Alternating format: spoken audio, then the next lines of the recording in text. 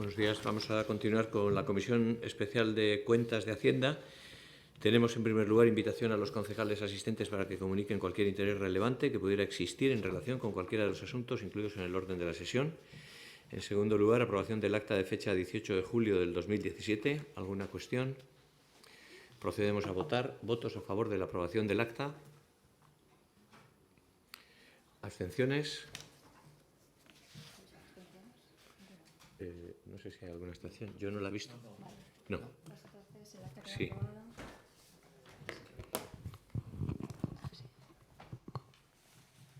Sí. Le doy la palabra a Mar, nuestra secretaria. Vale, sí. Pues entonces el acta queda aprobada por la unanimidad de todos los grupos presentes, que serían PSOE, Bildu, PNV, Secuedermo, PP y Irabazi. Sí. Muchas gracias. Si puedes hacer también constar los presentes para... Sí. Bueno, pues preside esta sesión Comisión de Hacienda de 19 de septiembre de 2017, la preside don Carlos Todorica y están presentes los señores concejales Juan Carlos Abascal, José Ramón Gombau, Beatriz Gámez, José Luis Araujo, Miguel Ledesma, Paul Yarza, Joel Guisasola, que a su vez representa a Silvia Serrano, Javier Lobato, Fernando Lecumberri, Jesús Martín y Julen Domínguez. ¿Vale? Sí. Muchas gracias, Mar. Vale, gracias. Pasamos al punto tercero, que son ordenanzas fiscales 2018.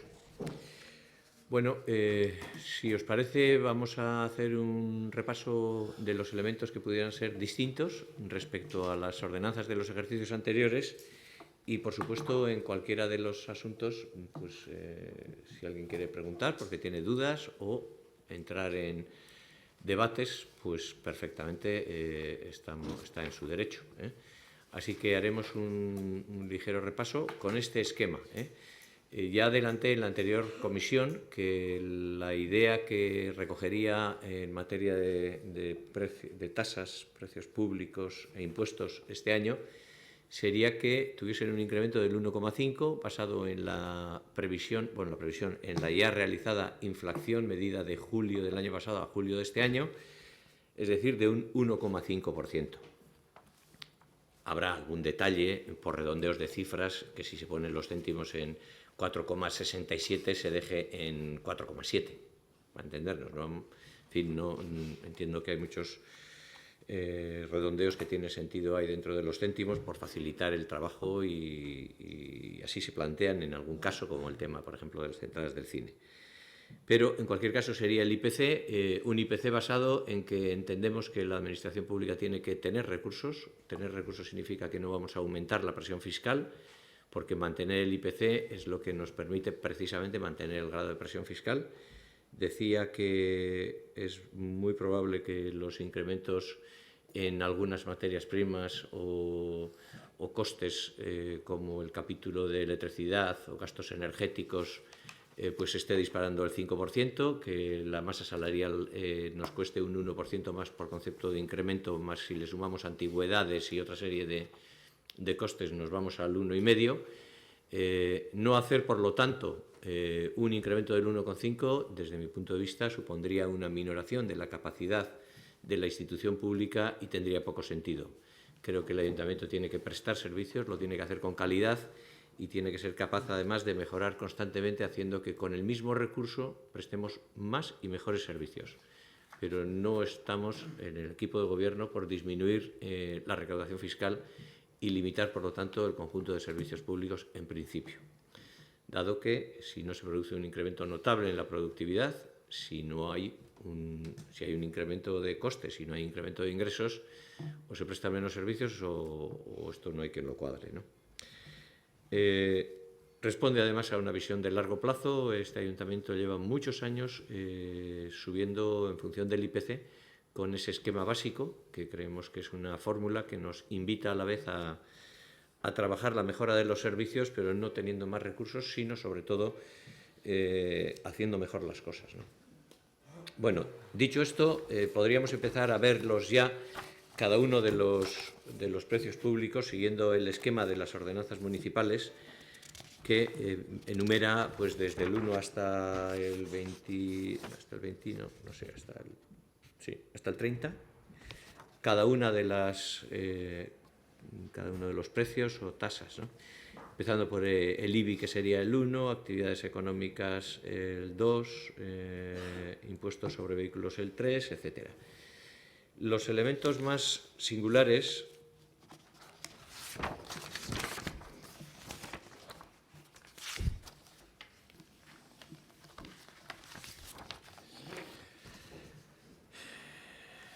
bueno, en el tema de basuras, en principio se propone el 1,5, el detalle fino ya lo daremos porque siempre estamos pendientes de que se nos proponga por parte de la mancomunidad, pero como esquema general se mantiene ese. Si a lo largo de este periodo en el que estamos tratando tenemos que poner otra cifra, pues ya lo diríamos. La ordenanza del IMD, ¿la habéis tratado hoy en el Consejo? ¿La habéis informado?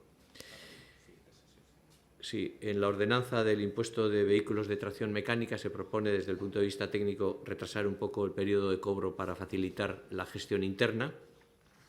Lo demás sería, pues como siempre. En el impuesto del valor de los terrenos, la ordenanza número 5, aquí se producía un debate, supongo que lo habréis seguido hace unos cuantos meses, respecto a la circunstancia en la que se podían encontrar algunas personas que vendieran un piso, una lonja o un terreno y tuvieran que pagar un impuesto por él cuando en ocasiones, y en algunos casos es muy evidente, en realidad en vez de generarse una plusvalía se ha producido una pérdida. Para entendernos, si uno compra un piso por 200.000 euros y lo vende por 100.000, pues es evidente que ahí no hay una plusvalía, sino todo lo contrario. Entonces, esto generó un debate importante porque en la formulación del impuesto, en realidad, el cálculo no se hacía por el incremento del valor, sino con una serie de fórmulas que en la práctica podían generar el resultado de que a una persona que había tenido una pérdida se le girara una cantidad económica, ¿no? Se estudió en las diferentes juntas generales, porque esto tuvo en Guipúzcoa la primera incidencia, también en Álava, y se acabó reflejando también en Vizcaya. Entonces, las tres juntas generales, los tres territorios históricos han modificado las ordenanzas han modificado la norma reguladora a nivel de territorio histórico, y en todas ellas, como se indica en la propuesta, que lo que hemos hecho ha sido hacer un añadido, una enmienda adicional, creo que es, pues, bueno, simplificando, se producirá el giro de la plusvalía cuando realmente entre el precio de venta y el precio de compra hay una diferencia que genera un incremento, hay un beneficio. Si no hay beneficio, no se gira. El detalle técnico se puede consultar, pero supongo que tampoco es de interés. Además, viene regulado por las juntas generales correspondientes, o sea que lo que hacemos en realidad es una sustitución de los criterios anteriores por unos nuevos, que lo que permite es que quien no tenga una plusvalía no pague el impuesto de plusvalías, ¿vale? Que era una circunstancia, la verdad es que muy chocante, porque parece evidente que es injusto que si no hay una plusvalía se pague un impuesto por ella, ¿eh? Bueno, ahí hay una modificación, por lo tanto, incluyendo una adicional que modifica la forma de cálculo. En la ordenanza 17 de la tasa por puestos de feria, barracas, casetas, etcétera, hay una pequeña modificación en el artículo 10 que dice que la falta de pago de un recibo dará lugar a la revocación de la autorización. Antes ponía 2, ahora se pone 1, no sé exactamente el motivo técnico, pero bueno, supongo que sí. Pilar, si puedes coger por favor es que así queda grabado.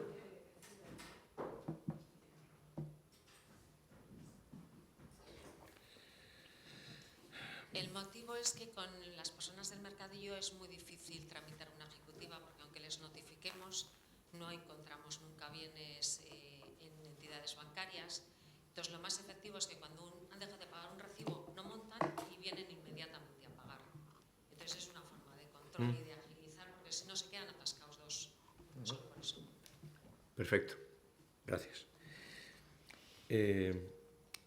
La ordenanza 21, que es la tasa por la prestación del servicio de ayuda a domicilio, que antes le llamábamos así, ahora sabéis todos y todas que tenemos un mayor paquete de servicios que prestar, porque la ley de dependencia nos atribuye una serie de competencias nuevas, aparte de que se está transformando poco a poco toda la vida del tema de la población en cuanto a envejecimiento, y eso genera que tengamos que revisar un poco el tipo de servicios. Bueno, la Ley de Dependencia nos ha atribuido competencias, se modifica entonces este capítulo desde la denominación hasta diferentes aspectos y se refleja en la nueva estructura del impuesto y en diferentes elementos, ¿no? Yo no sé si procede que peguemos un repaso específico a esto, quizás pueda tener sentido por ser un tratamiento relativamente singular. Como queráis, podéis hacer preguntas pero bueno, si no, pues se modifica. Sí. Bueno, adelante. Sí, con respecto a este punto, antes se hablaba también con Merche, y bueno, ahí lo que son las cuotas, se han establecido unos precios. Yo creo que sería interesante, al igual que lo hemos hecho en el IMD, conocer la estructura de coste de estos servicios.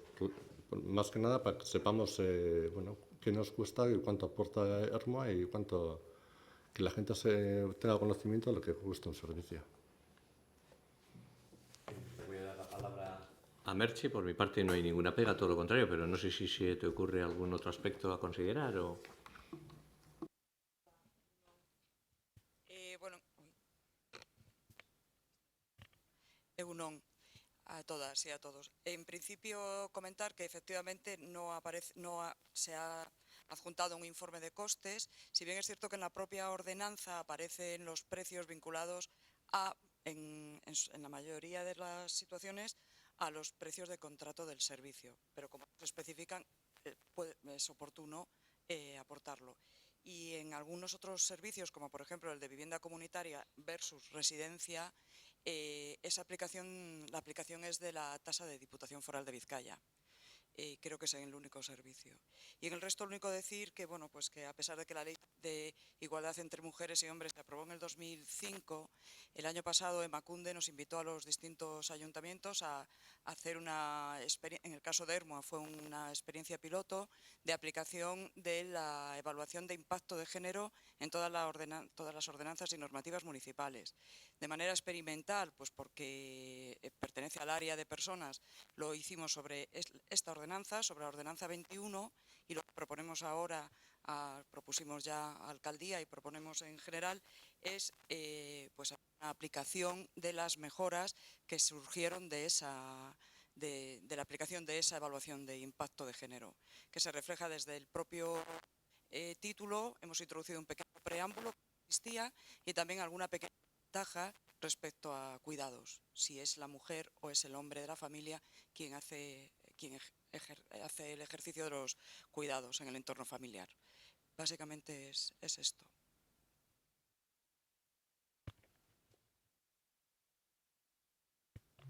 No, en cuanto al tema del estudio de costes, efectivamente es necesario a la hora de introducir nuevos servicios o nuevas prestaciones, que no es un incremento en general motivado por un IPC, sino que es un nuevo servicio, es necesario el que exista en el expediente un estudio de costes del servicio, por lo menos que justifique la implantación de una cantidad en concreto. No estamos diciendo que se tenga que cubrir, ni muchísimo menos. Hay algunas herramientas que pueden servir de cara a poder llegar por lo menos acercarnos a lo que puede llegar al coste de los servicios, que puede ser el coste efectivo que se envió a la Diputación con motivo de la liquidación del 2015 y que tendremos que enviar ahora en el noviembre del 2016. Si bien es verdad que no llega a pormenorizar cada servicio dentro de cada área. Por ejemplo, estructuran servicios sociales. Entonces, sabremos y sabemos cuánto nos cuestan los servicios sociales en el Ayuntamiento de ERMUA, incluso con los costes de estructura, los mediales, etcétera. Ahora, luego habría que bajar a servicio por servicio o acción por acción. Eso ya, pero bueno, que es una posibilidad. Claro, eso quería comentarte que requiere un tiempo, no es darle una tecla y sale la información, pero sí que en el expediente debe de constar a la hora de una modificación o adopción de una nueva tarifa. Pero que medios hay, pero no, o sea, que no se pueden precisar mañana mismo, pero sí. Sí, de todas formas, nuevo, que yo sepa, tenemos solo el tema del piso tutelado, ¿no? El resto de tasas y de precios públicos, el ayuda a domicilio, la comida, etcétera, están anteriormente, pero en el caso del piso tutelado lo podemos presentar, porque además yo creo que...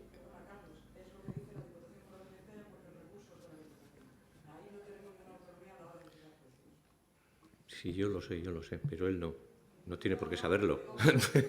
Entonces es para darle una satisfacción respecto a su pregunta, que parece muy razonable, que yo la comparto, de que, bueno, quienes estamos igual en el día a día, como es tu caso, Merche, o el mío, pues seguramente esto sabemos perfectamente lo que hay detrás, pero conviene literalmente informar con folio o medio folio explicándolo, porque es verdad que quien no está en el día a día pues no tiene por qué saber estas cosas. O sea, el servicio de piso tutelado es un servicio que está fijado en una orden foral, se establece cómo se tiene que prestar, y prestarlo organizando realmente un piso tutelado pues requiere contar con una infraestructura, personas, etcétera. Entonces, mientras no existe esta infraestructura física y ese personal, se permite en la ley de dependencia prestar el servicio mediante otro tipo de fórmulas, concretamente la que hemos adoptado, porque es la posible en ERMUA, que es la de que situemos en la residencia a personas que nos hagan la demanda de esto.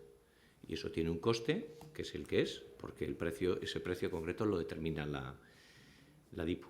Pero bueno, a efectos de aclarar, dado que es una nueva formulación y que está colgada en la ley de dependencia y son todos servicios nuevos, pues se puede saber o no. Y por lo tanto yo creo que le pasas eso, ¿no? Nos metes un folio de informe explicando literalmente los elementos sustanciales que son, creo, los que he contado.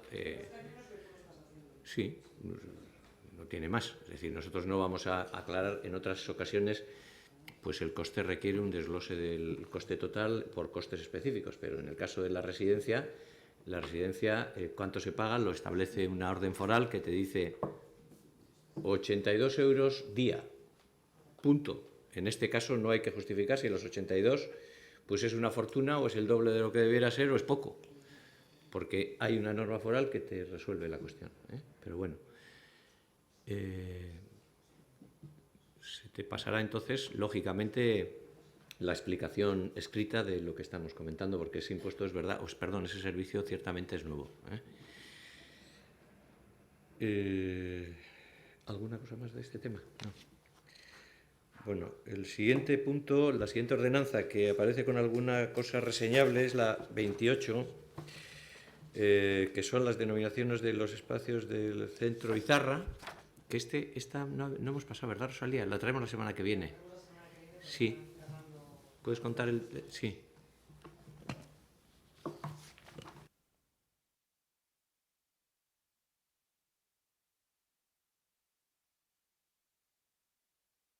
Regulaba las infraestructuras del área de promoción económica, se regulaban en la ordenanza 28, pero las infraestructuras de desarrollo local o de promoción económica, ahora mismo también hay unas pocas en Izarra Center, lo que hemos adquirido.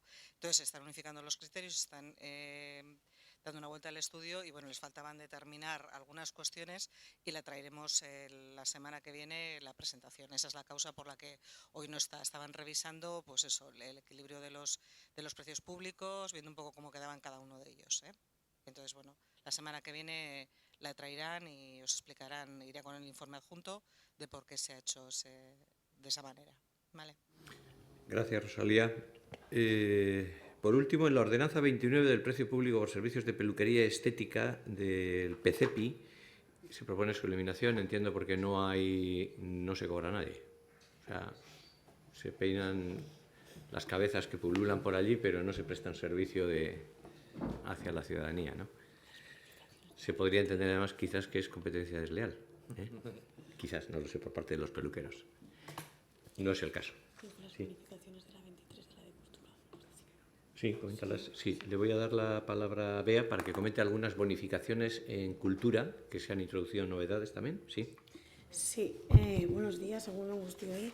En la ordenanza 23, la que corresponde a los servicios socioculturales y de euskera, en el artículo 5 se han incluido pues, la deducción del 10% de la cuota a jubilados, jubiladas, personas jóvenes que dispongan de la gaztetxartela, estudiantes, jubilados, jubiladas, menores de 16 años, eso, que se le aplicará al 10% o se le deducirá al 10% en la cuota, tanto en los talleres del Oviano, los cursos y los cursillos, como también a los alumnos y alumnas que estén dentro de la Escuela de Artes.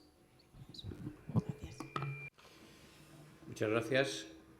Bueno, esto es un poco el resumen con los elementos que son distintos respecto a los ejercicios anteriores, pero luego está todo lo que entendáis que pueda ser, que requiere dudas o aclaraciones. Entonces, no sé si queréis intervenir en alguno de los elementos que compone todo el paquete. Sí, Hall. Una duda muy concreta. En los espectáculos de teatro y música se habla de unos precios, no he mirado los del año pasado, se habla de unos precios en función del caché. El año pasado bajó el IVA cultural de este tipo de actividades del 21 al 10. Bueno, no es un dineral, pero no sé si se ha tenido en cuenta. Y también hay, al parecer va a ser así, hay una propuesta del Partido Popular de que el cine, que lo que se ha bajado es todo menos el cine, hasta los toros, pero no se ha bajado el cine, pero hay una propuesta de que va a bajar el IVA cultural del cine del 21 al 10.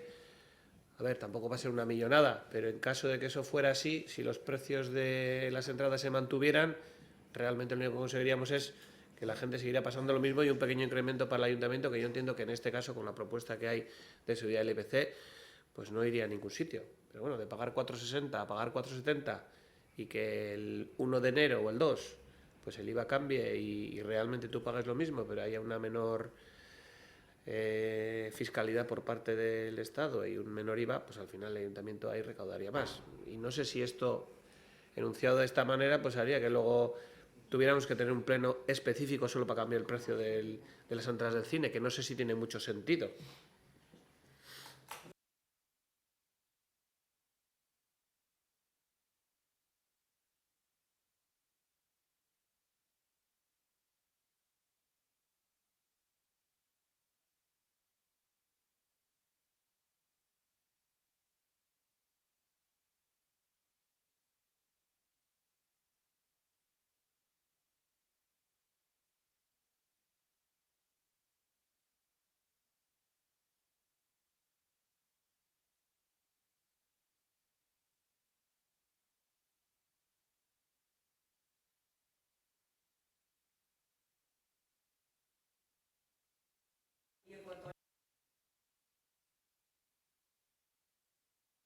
Merche, tienes que utilizar el micrófono porque estamos en una sesión pública y si alguien quisiera oírte, no te va a oír. No creo o sea que, por vale, favor, repite. Sí. No, Gracias. decía que la modificación a la que aludía el concejal Hall está en función, no ha habido un cambio de precio, nunca repercutimos el IVA cuando subió y no lo hemos repercutido ahora cuando ha descendido en los espectáculos y teatro y danza y conciertos.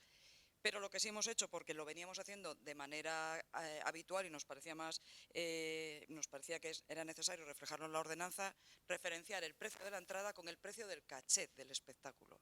Entonces, teniendo en cuenta que sacamos a la venta 613 butacas, pues hemos buscado esa referencia. Pues depende de lo que se cueste el espectáculo o el artista, pues fijamos una otra entrada. Respecto al cine, lo mismo, no hemos subido cuando se subió el IVA y ahora mismo tampoco hay una propuesta de reducción si se llegara a producir esa situación que tú comentas.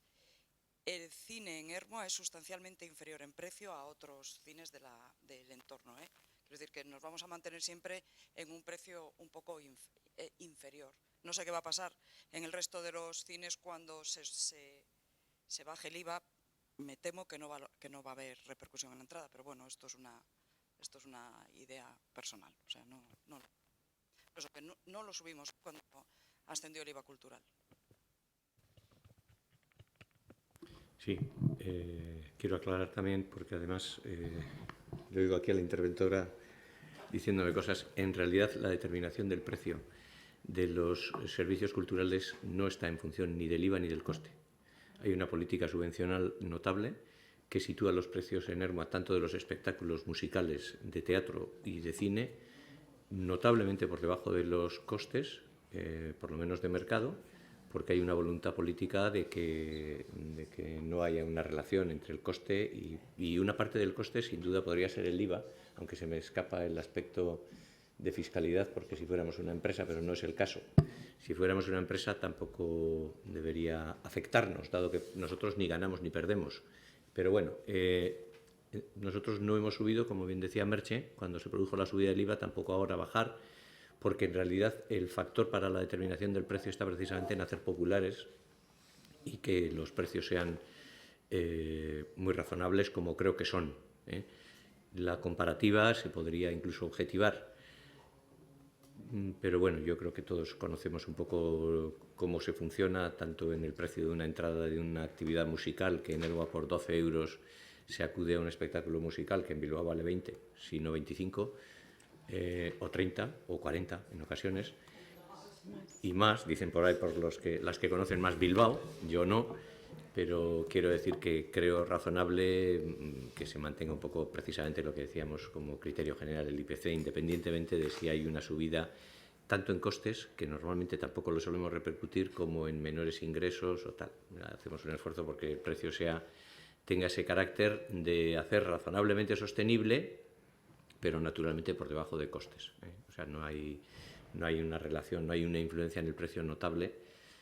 Y es más, yo creo que está resultando, exitoso este criterio, porque no sé si con el tiempo no llegaremos a tener incluso pues un análisis comparativo. A mí me gustaría que con el tiempo pudiéramos comparar si la determinación de estos precios populares no acaba resultando ser, además de muy razonable para que la gente pueda acceder a estos servicios, además de muy eficiente en claves de inversión pública, porque si acabamos teniendo el doble de personas porque el precio resulta atractivo, pues hay un doble de personas beneficiarias de la oferta cultural y de los servicios culturales, ¿no? Es decir, que realmente se populariza con ello. Y por último, igual desde el propio punto de vista de los análisis de costes e ingresos, dado que en ocasiones una bajada de precio puede generar un mayor volumen de ingresos y tener menos déficit con precios populares que con precios de mercado.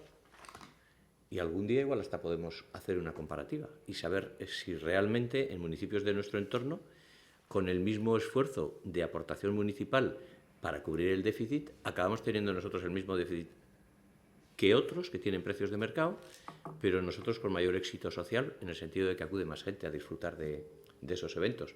Para mí, una actividad de teatro o de música que el ayuntamiento, por decir algo, tenga que poner 5.000 euros para que se produzca, dado que, por simplificar, imaginémonos que cuesta la actividad 10.000 euros, porque es lo que nos cobran de caché. Si 5.000 hacemos de caja de entrada y otros 5.000 pone el ayuntamiento, bueno, pues esta es una formulación. Pero es que con precios populares igual son 5.000, pero quizás con precios de mercado también tendríamos que poner 5.000, porque el número de personas que nos acuden, en vez de ser 400 o 500 a una actividad de teatro o tal, pues son 180.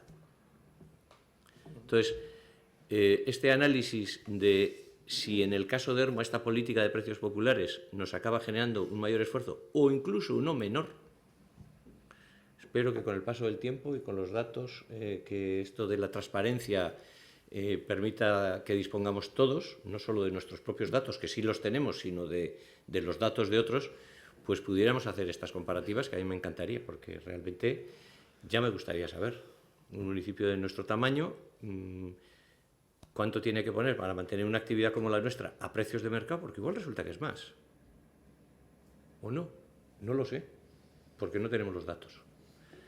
Pero, bueno, volviendo un poco al origen, Hall, como bien te decía Merche, que yo lo comparto también, me pide la palabra, en realidad nosotros en la determinación del precio hemos jugado un criterio general de facilitar pues unos servicios públicos en claves culturales que creemos que tiene sentido que sean a precios populares. Y, por lo tanto, el coste que subyace o, como en este caso, un mayor o menor IVA, no suele ser el elemento para la determinación del precio, ni cuando sube ni cuando baja.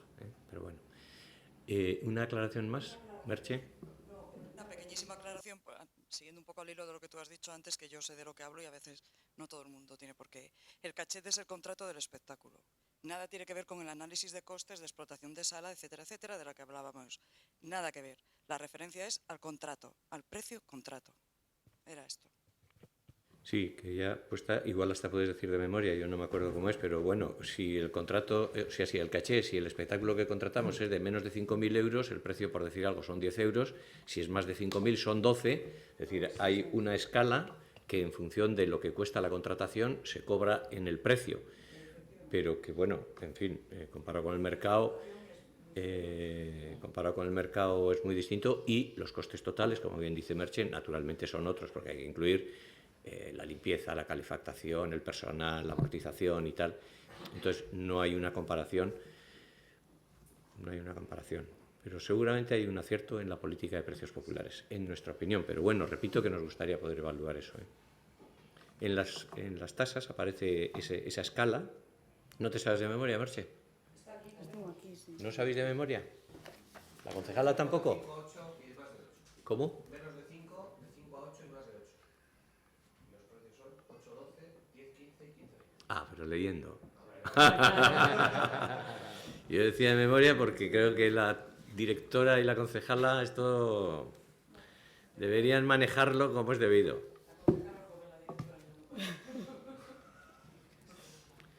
Bueno, no sé, hay más cuestiones.